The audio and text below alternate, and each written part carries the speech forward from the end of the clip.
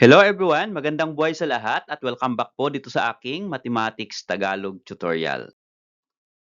Sa video na ito ay papaliwanag ko po sa inyo on how to make conclusion and interpretation on the measures of variability. So, paano nga po ba mag-conclude and mag-interpret? Let us say, we calculated that the range of the set of data is 10. So, what does it mean? Or, we calculated the mean deviation that is equal to 2.75. So, what does it mean? Okay? So, ituturo ko po sa inyo, ipapaliwanag ko kung paano po mag-create ng interpretation and conclusion. At ito po ay part 1 ng aking discussion about conclusion and interpretation of measures of variability. Abangan po ninyo yung part 2, conclusion and interpretation of standard deviation and variance.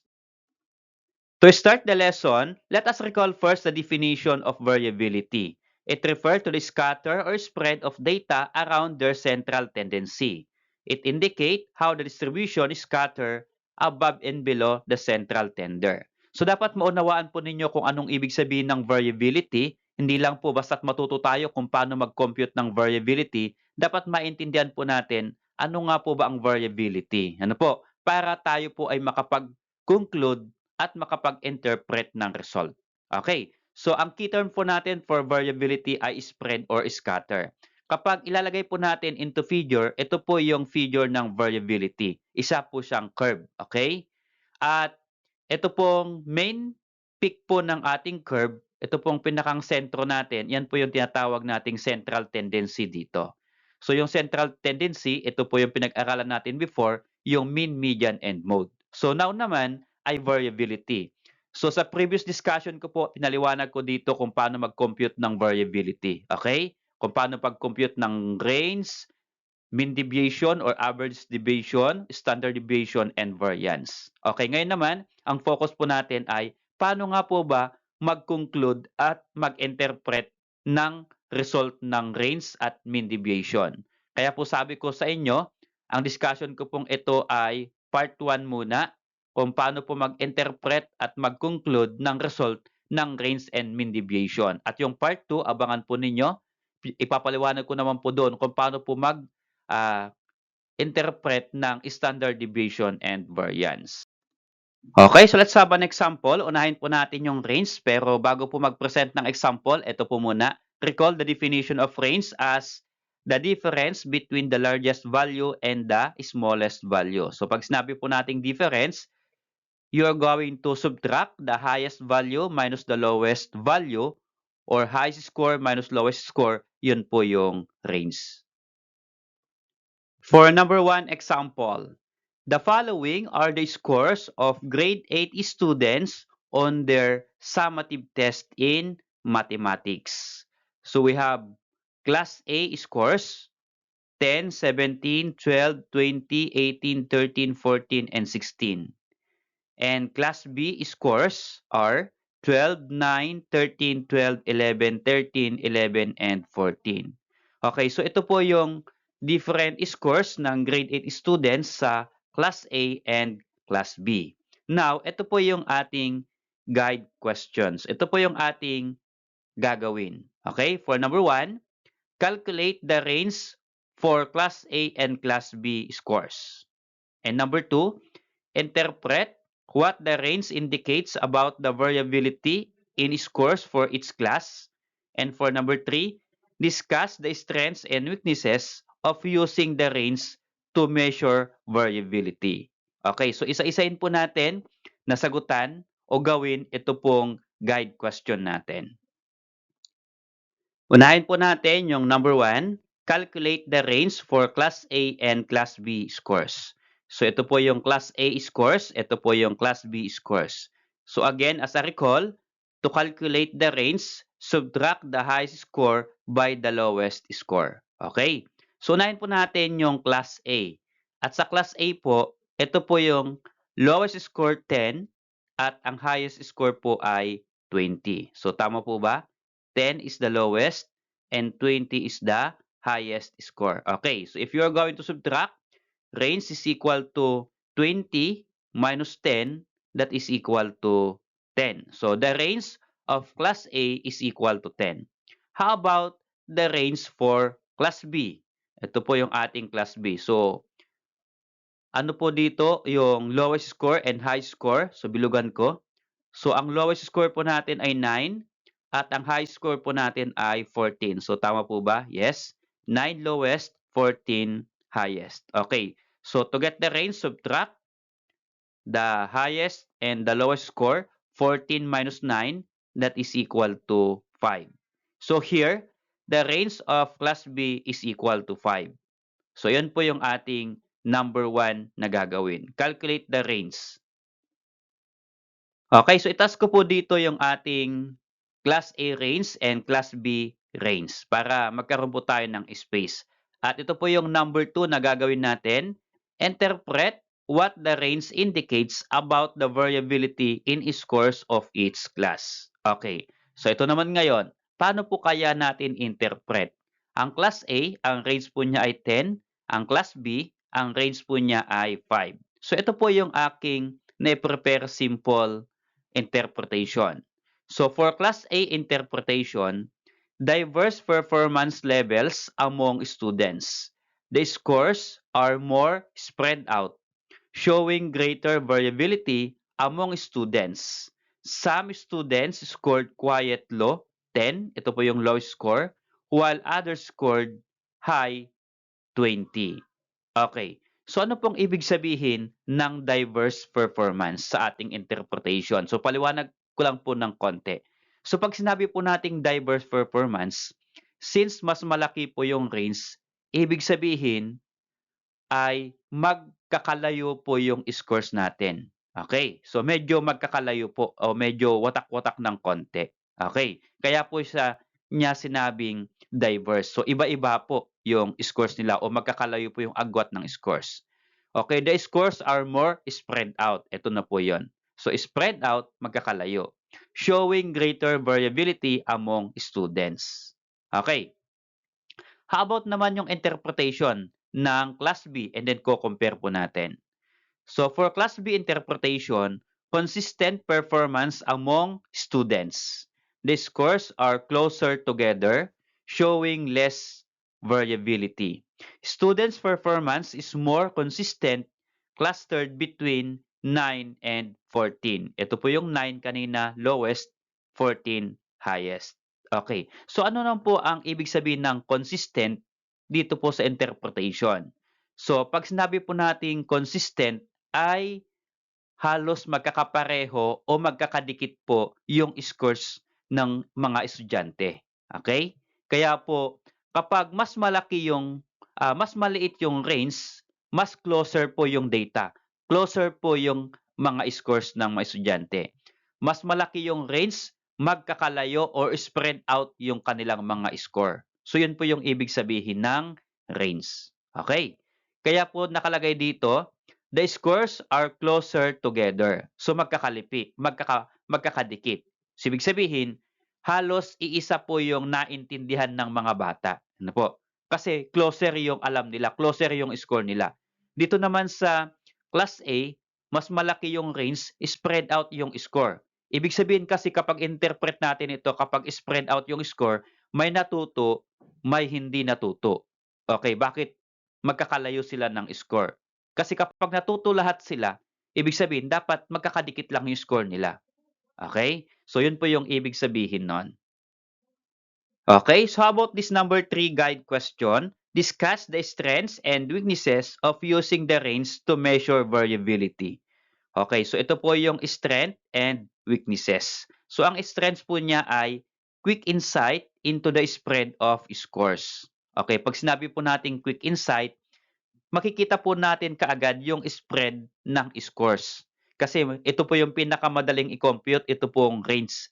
Just subtract the high score by the lowest score. Kaya makikita mo na kaagad yung kanyang range. Pero, yung weaknesses po niya ay sensitive to outliers, ignores distribution of scores. So yung distribution of scores mula po dun sa mean ay hindi po natin gaanong mai-interpret. Ano po? Kasi ang tinignan lang po natin dito ay yung highest and lowest data or score. So yun po yung kanyang weaknesses. Okay, in other words, Class A shows greater diversity in achievement while Class B shows more consistency. Okay, so yan po yung simple discussion ko about interpretation of range.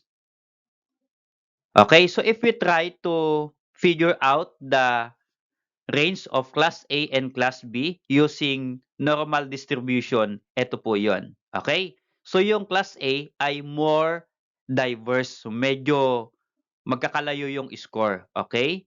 While sa Class B naman ay medyo magkakadikit yung kanilang scores. Okay? So here, lagay po natin dyan, spread out of scores at ito naman pong Class B, closer scores. So ito po yung keyword natin sa interpretation. Ito pong Class A, diverse performance level.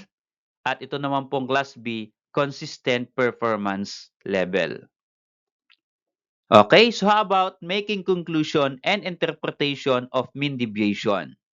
So meron po tayong other terms sa mean deviation, pwede po yan tawagin na average deviation. Kaya wag po kayong malilito kapag ang narinig po ninyo ay average deviation. Pareho lang po yan sa mean deviation. Okay, so let's try to recall the definition. The dispersion of a set of data about the average of this data is the average deviation or mean deviation. Okay, kaya ang average or mean deviation ay nakarelate pa rin doon sa average or mean. Okay. So, ito pong average deviation or mean deviation, ito po yung kanyang formula to be used in calculating. Ito pong formula na ito ay para po sa ungrouped data. At dito po sa formula, ito po yung ibig sabihin ng variables ng nasa formula. Okay, so hindi ko na po ipapaliwanag kung paano po mag-compute ng average or mean deviation kasi naipaliwanag ko na po sa ating previous discussion. So ang ipapaliwanag ko lang po dito ay paano po natin interpret kapag nakapag-compute na po tayo ng mean deviation. So ano pong ibig sabihin niya? So yun po yung conclusion and interpretation. Halimbawa, store A, ang mean deviation niya ay approximately 2. And store B, ang mean deviation naman po niya ay approximately 1.5. So ano po yung ibig sabihin? So ano po yung conclusion? Ano po yung interpretation mula po sa calculated na mean deviation? Okay? So ito po yung focus ko ngayon. Okay, so let's have this number 1 example. The managers of two stores, Store A and Store B, want to understand the consistency of their monthly sales figures. The sales figures for the past year are as follows. Okay, we have Store A. Ito po yung mga different figures nila sa kanilang sales. At Store B, ito naman yung kanilang sales. So take note, ang sales po niya ay past year. Pag sinabi po nating past year, nakaraang taon, ibig sabihin there are 12 months, kaya yung data po natin ay 12. Okay, so 12 po ang data natin sa Store A at 12 naman po yung data natin sa Store B. Okay, at ito po yung ating guide na gagawin mula po dito sa ating problem. Number 1, calculate the mean and mean deviation for Store A and Store B monthly sales. Number 2, interpret what the mean deviation reveals about the consistency of monthly sales for Store A and B. And third, discuss the implications of these findings. Okay? So, isa-isahin po natin. Magbibigay po ako ng example. Okay? Kung paano po ito interpret yung kanyang result. Okay, so unahin po natin yung number 1 guide question natin. Calculate the mean and mean deviation for Store A and Store B monthly sales. Okay, so here, ang focus ko po dito ay conclusion and interpretation. Okay, so ang mean po niyan, sige, turo ko po muna sa inyo paano po ba i-calculate yung mean. 'Di ba? I-add natin lahat yung scores or lahat ng data. Ito po ay sales and then divide natin kung ilan. So ito po yung ating Store A. So i-add po natin, i-divide natin sa 12. Okay? So if you are going to add all the monthly sales of Store A, ang sum po ay 156, then divide by 12. So if you're going to divide, then that is 13. Okay, so ang mean po ng store A ay 13. At ang mean naman ng store B, the same way, i-add lang po natin lahat ng monthly sales. Ito po yon, pa-plus natin, then divide by 12. So if you're going to add all the monthly sales of store B, that is equal to 156 divided by 12, that is equal to 13. So ibig sabihin, pareho po yung mean ng store A at yung mean ng store B. Okay. Okay, so how about the mean deviation? Okay, ito hindi ko na po pinakita sa inyo kung paano po computein yung mean deviation kasi naipaliwanag ko po ito kung paano mag-compute sa ating previous lesson. Ang focus po natin ngayon ay mag-interpret para po hindi mapahaba yung ating discussion, ilalabas ko na lang po yung mean deviation of store A at mean deviation ng store B. Ang store A po ay 2 at ang store B naman, ang mean deviation ay 1.5. So ilagay ko po sa tapat.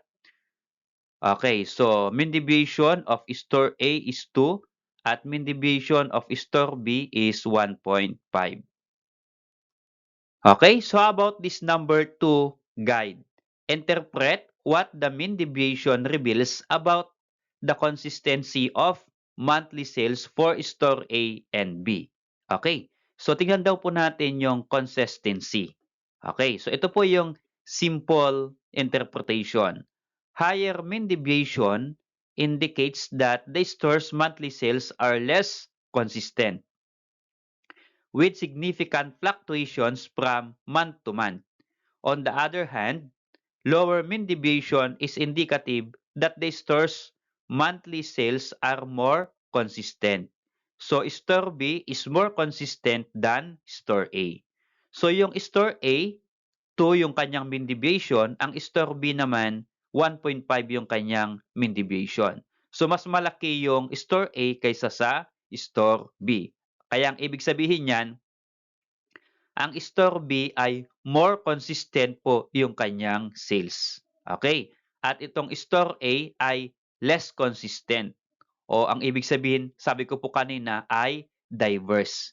Ibig sabihin, medyo magkakalayo yung monthly sales nila o malaki, pabigla-biglang malaki yung difference ng kanilang monthly sales. Okay, tingnan natin tong store A. So may napansin ba kayo? Mayroon pong data dito na 18 and then naging 11. So ibig sabihin, hindi po siya consistent. So kapag consistent sana, bababa man siya, halimbawa, 17 or 16, at least maliit lang. Pero kapag ganito 11, tapos may 10 pa, di ba? Sabagay sa baba may 10 din naman. Pero yung ganito, 18, 11, ibig sabihin, less consistent. Okay, diverse po yung ating data o yung ating monthly sales. Samantalang po sa store B ay halos magkakadikit, di ba? Bababa man o lalaki man, pero hindi ganon kalaki yung ibababa o hindi ganon kalaki yung itataas. Okay? 14, 15, so may 13, 10, 12, 14, so medyo konti lang po yung difference. Okay? Kaya po tinawag na more consistent. Okay? Okay, so kapag i-drawing po natin yung normal distribution ng store A at store B, ito po yon. So, ito po yung store A, ito po yung store B. So, for example, lagay po natin yung mean po nila ay pareho pong 13. Okay? Ang lowest and highest score po ng store A ay 10 at 18. At sa store B naman, 10 and 16. So, dito sa store B, mas compact o mas magkakadikit yung kanilang sales. Sa store A naman, medyo magkakalayo. Okay, so ito, another way to describe the differences between store A and store B. Sales are fluctuating or changing widely para sa store A. Kasi again, mas malaki yung mean deviation. And for store B, sales are steady or stable. Okay?